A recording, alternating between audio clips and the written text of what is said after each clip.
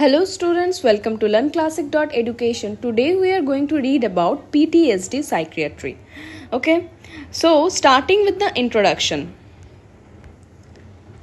What is PTSD? PTSD is a mental health disorder. It develops after experiencing or witnessing a traumatic event.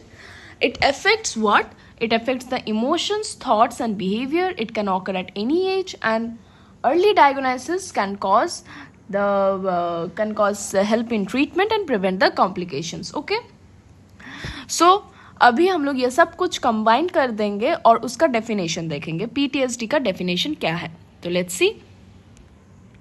So PTSD, as explained, is a psychiatric disorder, right? Now,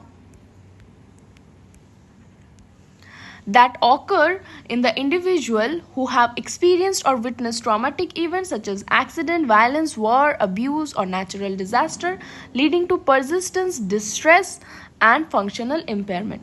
जो points हम लोग introduction में पढ़े सब कुछ join कर दिए, and that is forming the definition. Now coming to the causes and risk factor. So causes are physical and the sexual. Okay, physical and sexual abuse, then road traffic accident, natural disaster, war or terrorism, sudden death of a loved ones. Then risk factors are previous mental illness, lack of social support, childhood trauma, family history of mental illness. So these are the causes of the PTSD. अभी हम लोग का main part है PTSD कैसे हो रहा है and क्यों हो रहा है, वो हम लोग पढ़ेंगे. पैथोफिजियोलॉजी.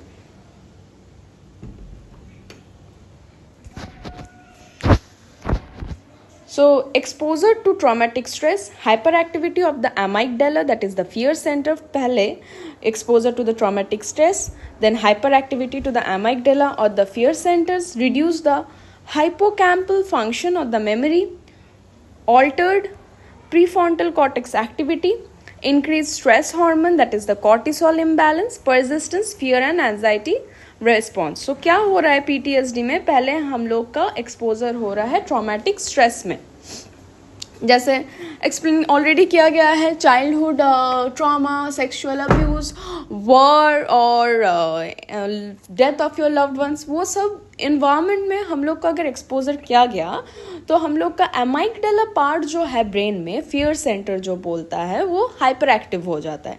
उसके वजह से there is a decrease in the hippocampal function of the, that is the memory function of the brain. So it causes decrease in the hippocampal function, and that is causing the altered prefrontal cortex activity, which is causing alteration of the prefrontal cortex activity. Okay, now what it is causing? It is causing increased stress hormone imbalance. So हम लोग का जो stress hormone है, we all know cortisol is a stress hormone, which is so the altered prefrontal cortex activity causing the increase in the stress hormone cortisol imbalance, and that is causing persistence, fear and anxiety response. So this is the pathophysiology of the PTSD, how PTSD occurred. Coming to the clinical manifestation or the signs and symptoms. So flashbacks, so these are the signs and symptoms of the PTSD. एक PTSD patient को क्या क्या होगा? They will have flashback, वो लोग को nightmares होगा,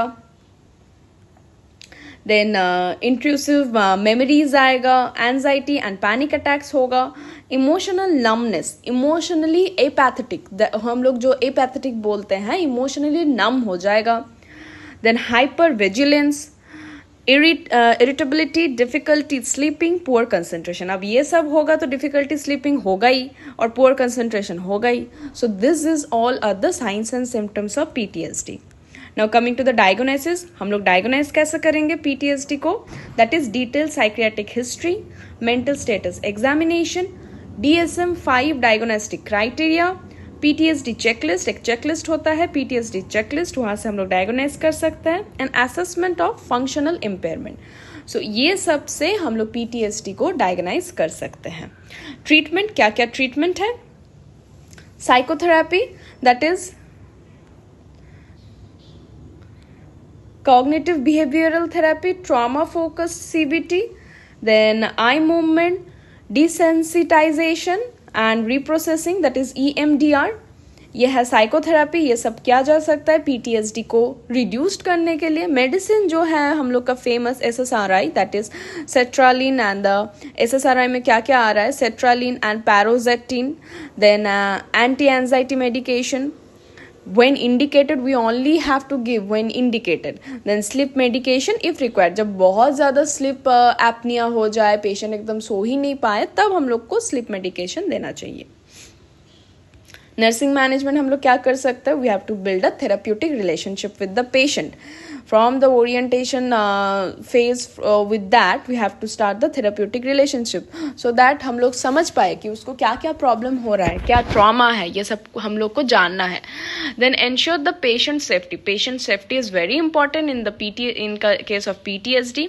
you have to encourage expression of feelings. जैसे बोल दिए therapeutic relationship हम लोग को डेवलप करना है, उसके बाद हम लोग को जानना है उसका क्या क्या ट्रॉमा है, ताकि वो लोग एक्सप्रेस कर पाए अपना feeling को. Then we have to teach certain relaxation techniques. We have to monitor the sleep and nutrition. You have to administer medication as prescribed, and you have to provide emotional support. Emotional support is very important in case of the PTSD. You have to provide it, and we have to involve family in care. Okay. Then complications, क्या क्या complication हो सकता है, depression हो सकता है अगर ठीक टाइम पे इसका इलाज नहीं किया गया, so this will be the complications. So if proper treatment at proper time is not given, so it can causes depression, substance abuse, suicidal thoughts, social isolations, relationship problems, poor occupational performance, and chronic anxiety disorders. So these are the complications that can occur. Now prevention, कैसे prevent कर सकते हैं? Early psychological intervention, mental status examination, we have to do that. Then stress management, proper stress management we have to give. Then coming to the strong family and social support. ये सब के जैसे PTSD और कुछ भी mental distress हो तो strong family and social support is very important. Then counseling after traumatic events. Healthy lifestyle भी मेंटेन करना ज़रूरी है. रेगुलर मेंटल हेल्थ फॉलोअप भी वेरी इंपॉर्टेंट है. सो कंक्लूजन आ गए हम लोग. PTSD is a serious but treatable mental health disorder. तो इसमें चिंता करने की कोई ज़रूरत नहीं है, ये सीरियस है बट ये ट्रीटेबल भी है. Early identification improves the outcome. Early अगर हम लोग आइडेंटिफाई कर लिए तो इसका आउटकम इम्प्रूव हो सकता है. Psychotherapy and the medications are effective treatment. So all the psychotherapy and the medications are the effective treatment, जो हम लोग previous slide में already discuss कर लिए. And nurses play a vital role in assessment, support, education and rehabilitation. क्यों? क्योंकि nurses ही 24 hours patient के साथ रहते हैं, जिसकी वजह से वो लोग therapeutic relationship build कर पाते हैं और patient का exact details जान पाते हैं. So nurses play a vital role in assessment, support, education and rehabilitation. Okay, thank you.